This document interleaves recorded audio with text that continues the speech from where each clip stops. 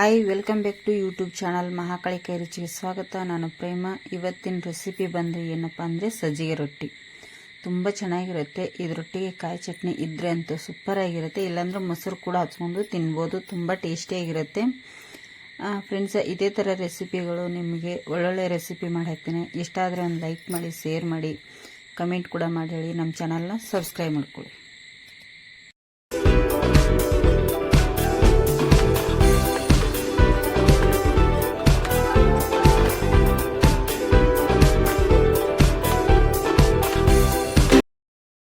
ಇಲ್ಲಿ ಸಜ್ಜಿಗೆ ರೊಟ್ಟಿ ಮಾಡಲಿಕ್ಕೆ ನಾನಿಲ್ಲಿ ಒಂದು ಚಿಕ್ಕದು ಪಾತ್ರೆ ತೊಗೊಂಡಿದ್ದೀನಿ. ಅದಕ್ಕೆ ಒಂದು ಈರುಳ್ಳಿ ಸಣ್ಣದಾಗಿ ಕಟ್ ಮಾಡಿಟ್ಟಿರೋಂಥದ್ದು ಒಂದು ಈರುಳ್ಳಿ ಹಾಕ್ತಾ ಇದ್ದೀನಿ. ಮತ್ತು ಇದಕ್ಕೆ ಸ್ವಲ್ಪ ಕೊತ್ತಂಬರಿ ಸೊಪ್ಪು ಕೂಡ ಹಾಕ್ತಾ ಇದ್ದೀನಿ. ಇಲ್ಲಿ ಕರಿಬೇವು ಸೊಪ್ಪನ್ನು ಕೂಡ ಹಾಕ್ತಾ ಇದ್ದೀನಿ.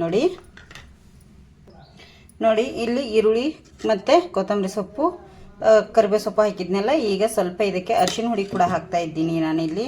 ನೋಡಿ ಈಗ ಸ್ವಲ್ಪ ಉಪ್ಪನ್ನು ಕೂಡ ನಾನಿಲ್ಲಿ ಸೇರಿಸ್ತಾ ಇದ್ದೀನಿ. ನೋಡಿ ಇದಕ್ಕೆ ಸಕ್ಕರೆ ಕೂಡ ಹಾಕ್ತಾ ಇದ್ದೀನಿ ಸ್ವಲ್ಪ, ನಾನು ಜಾಸ್ತಿ ಬೇಡ. ನೋಡಿ ಈಗ ಇದಕ್ಕೆ ಕಾಯಿ ಮೆಣಸು ಕೂಡ ಹಾಕೋತಾ ಇದ್ದೀನಿ. ನಾನು ಖಾರಕ್ಕೆ ಎಷ್ಟು ಬೇಕಲ್ಲ ಅಷ್ಟು. ಇಲ್ಲಿ ಕಟ್ ಮಾಡಿ ಕೂಡ ಸೇರಿಸ್ಕೋಬೋದು ನೀವು, ಇಲ್ಲಾಂದರೆ ಹಾಗೆ ಕುಟ್ಟಿ ಕೂಡ ಹಾಕೋಬೋದು. ಇದನ್ನು ಒಂದು ಸತಿ ನಾನು ನೀರು ಬಿಡುತ್ತೆ ಇವೆಲ್ಲ ಹಾಕಿದ ಮೇಲೆ ನಾನು ಈ ಥರ ಒಂದು ಸತಿ ಎಲ್ಲ ಇದನ್ನು ಉಪ್ಪು, ಖಾರ, ಸಕ್ಕರೆ ಎಲ್ಲ ಹಾಕಿದ್ದೀವಲ್ಲ ಅದನ್ನ ಒಂದು ಸತಿ ಚೆನ್ನಾಗಿ ಮಿಕ್ಸ್ ಮಾಡ್ತಾಯಿದ್ದೀನಿ. ಈಗ ಇದು ನೀರು ಬಿಟ್ಟಿದೆಯಲ್ಲ, ಈಗ ಇದಕ್ಕೆ ನಾನು ಬೇಕಾಗುವಷ್ಟು ಬಾಂಬೆ ರವೆನ ಹಾಕ್ಕೊಳ್ತಾ ಇದ್ದೀನಿ. ನೋಡ್ಕೊಂಡು ಹಾಕ್ಕೊಳ್ಳಿ, ನಿಮಗೆ ರೊಟ್ಟಿ ಎಷ್ಟು ಬೇಕು ನೋಡಿಕೊಂಡು ನೀವು ಹಾಕ್ಕೋಬೋದು. ಇಲ್ಲಿ ನೋಡಿ ಇದನ್ನೀಗ ಚೆನ್ನಾಗಿ ಮಿಕ್ಸ್ ಮಾಡ್ತೇನೆ. ನೋಡಿ ಇದಕ್ಕೆ ಬೇಕಾಗುವಷ್ಟು ನೀರನ್ನು ಹಾಕಿ ನಾವಿಲ್ಲಿ ಕಲಿಸ್ಕೋಬೇಕಾಗ್ತದೆ. ಜಾಸ್ತಿ ಸಡನ್ಲಿ ನೀರು ಹಾಕಿ ಕಲಿಸ್ಲಿಕ್ಕೆ ಹೋಗಬೇಡಿ, ಅಷ್ಟು ಚೆನ್ನಾಗಿರಲ್ಲ. ನೋಡಿ ಅಂದರೆ ನೀರು ಥರ ಆಗಿಬಿಟ್ರೆ ಅಷ್ಟು ಇದಾಗಲ್ಲ. ಇದು ರವೆ ಕೂಡ ನೆನೆಯಬೇಕು ಇಲ್ಲಿ. ನೋಡಿ ಇದಕ್ಕೆ ನಾನೀಗ ಇನ್ನೊಂದು ಸ್ವಲ್ಪ ನೀರು ಹಾಕ್ತೀನಿ. ಇಷ್ಟು ನೀರು ಇದಕ್ಕೆ ಸಾಕಾಗುತ್ತೆ. ಈಗ ಒಂದು ಅರ್ಧ ಗ್ಲಾಸಷ್ಟು ಸಾಕು ನಮಗಿಲ್ಲಿ. 1/4 kg ಬಾಂಬೆ ರವೆಗೆ ಒಂದು ಅರ್ಧ ಗ್ಲಾಸಷ್ಟು ಈಗ ಸಾಕು.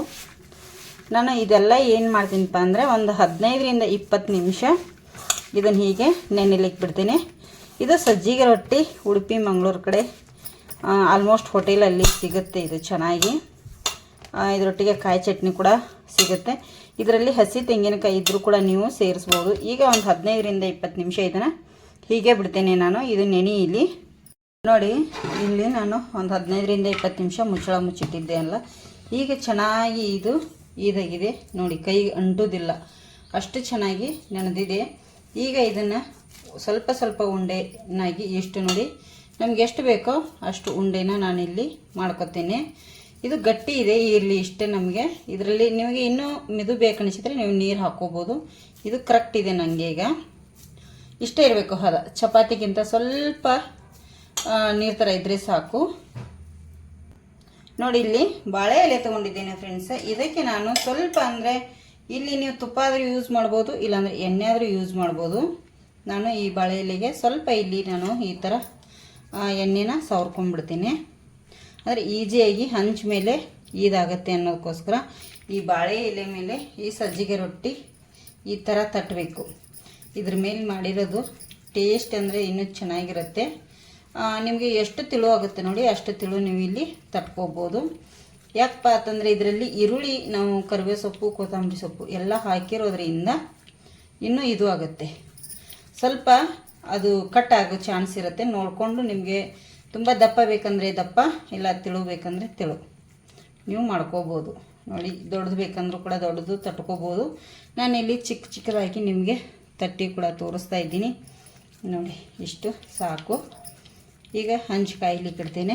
ಇದೇ ಥರ ನಾನು ಎಲ್ಲವನ್ನು ಈಗ ತಟ್ಟಿ ಇಟ್ಕೋತೀನಿ ಫ್ರೆಂಡ್ಸ. ಬಾಳೆ ಎಲೆಯಲ್ಲಿ, ಬಾಳೆ ಎಲೆ ಇಲ್ಲಾಂದರೆ ನೀವು ಇದ್ರ ಮೇಲೆ ಮಾಡ್ಕೋಬೋದು. ಬಾಳೆ ಎಲೆ ಮೇಲೆ ಇನ್ನೂ ಚೆನ್ನಾಗಿರುತ್ತೆ. ಈಗ ನಾನು ಹಂಚು ಕಾಯ್ಲಿಕ್ಕೆ ಇಡ್ತೇನೆ.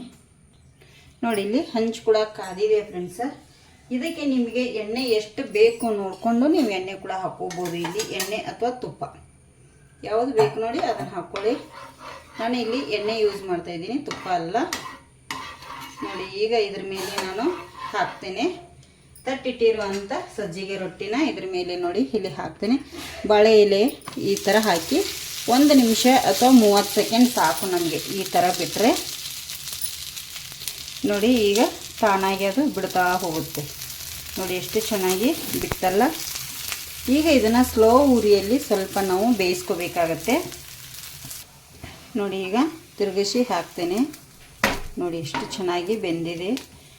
ಇದು ಈ ಸೈಡು ಚೆನ್ನಾಗಿ ಬೇಯಲಿ. ಈಗ ನೋಡಿ ಈಗ ಎರಡು ಸೈಡು ಚೆನ್ನಾಗಿ ಈಗ ಇದು ಬೆಂದಿದೆ ಫ್ರೆಂಡ್ಸ. ಈಗ ತೆಗಿತೇನೆ.